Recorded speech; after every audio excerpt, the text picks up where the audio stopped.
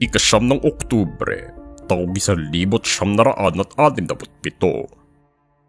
Binitay ng hukbong sandatahan ng Bolivia ang sosyalistang revolusyonaryo na si Che Guevara nang siya'y matagumpay na madakip mula sa isang laban.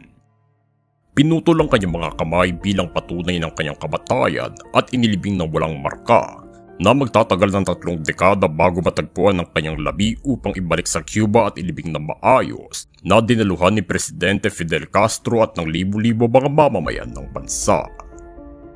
Si Guevara ay isa sa mga pinakasikat na simbolo ng hibagsikan at paglaban sa imperialismo na umusbong simula ng kanyang masaksihan ng kahirapan at pang-aapi sa mga maralita hanggang sa sumali siya sa mga makaklewang organisasyon, kasama na din bilang kanang kamay ni Fidel Castro matapos sila mapatalsik ang diktador ng Cuba, kung saan kalaunan ay tinuriksa nila ang impluwensya ng Estados Unidos sa Latinong parte ng Amerika.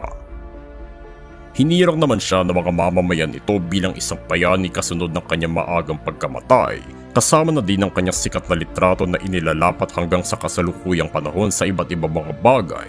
Ngunit mayroong ding mga akusasyon na siya'y dahilan ng pagkitil sa daang-daang mga nakabilanggo sa panahon ng kanilang hibagsikan.